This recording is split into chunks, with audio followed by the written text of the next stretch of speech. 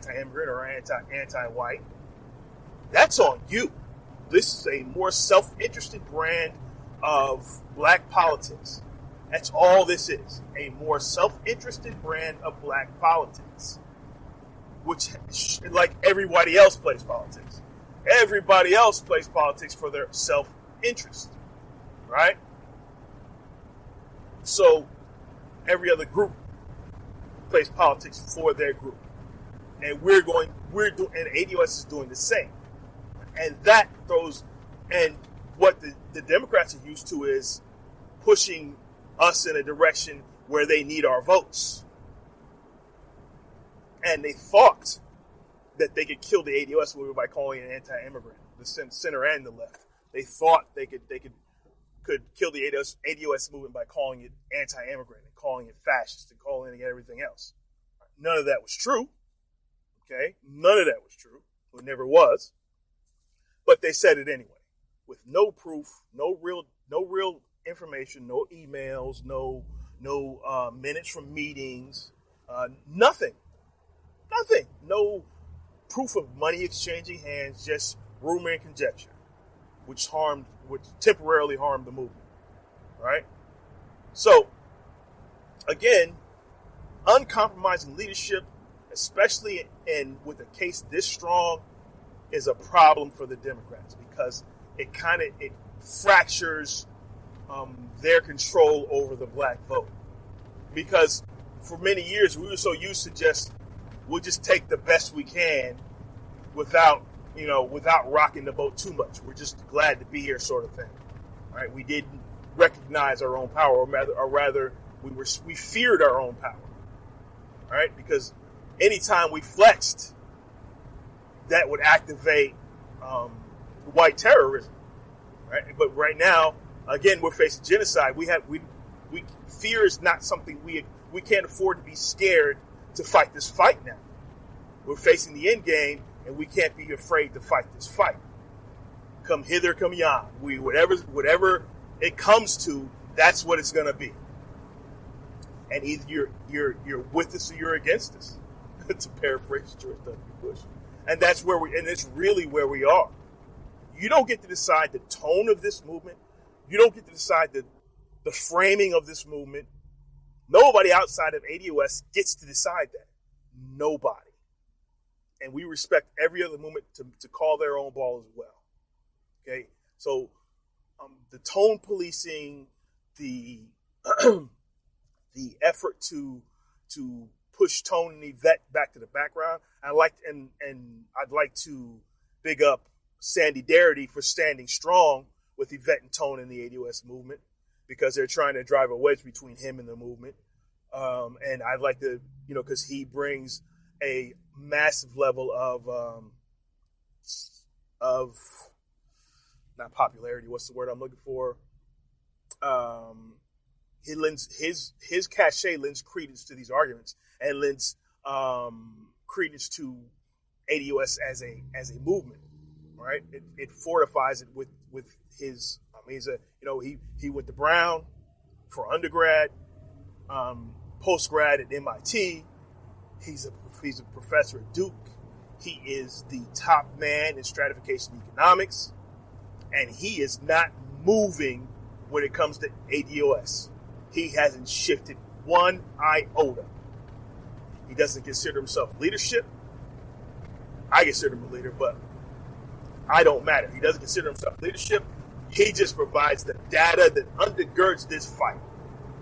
And he is one of the key people, along with Dr. Kevin Cosby over in Louisville, Kentucky. Right? These are the key people in this movement. And this fight is going to be that fight. And we can't take anything for granted. We can't take half steps, half measures, and we cannot allow anyone to remove our leaders. And right now, for the ADOS movement, that is Yvette, Parnell, and Antonio Moore. Right? They have built this thing. They have built this this movement, this powerful movement, which, for all intents and purposes, is a new era of the civil rights movement. right? Finishing the work that was left incomplete by the assassination of Martin Luther King. And again, I addressed in another podcast that Martin Luther King was pro-reparations. He was not anti-reparations. And being part of the Poor People's Campaign was not anti-reparations either. Right? There is a space for collective uplift, and there is a space for specific policy for those that need more help than others. Right? So, and there's always room for both. There's always room for both. Okay? So, it's like triage. Not everybody needs a cast for a broken arm. Right? So if I lost a leg, that broken arm cast is not going to help me at all. Right? So, in any event, moving on. So I'm not moving on really. I think that's it. Right? Again, like Malcolm showed you, that they will always try to shift uncompromising leadership. And they will use the media, they will use legislation, they will use law enforcement, they will use celebrities, all kinds of things, all kinds of individuals, all kinds of ways to drive a wedge between the people and that uncompromising leadership. Right? They will wave carrots in front of people's faces. Well, if you leave them, you could probably get this. Okay, it's not everything, but you could probably get this. They'll do stuff like that. We're not quite there yet, but I'm sure it's coming. Right? You can see with the Bernie campaign, I must say, they're trying to throw out these small policies that sort of kind of focus on black people, right? Without actually going for reparations.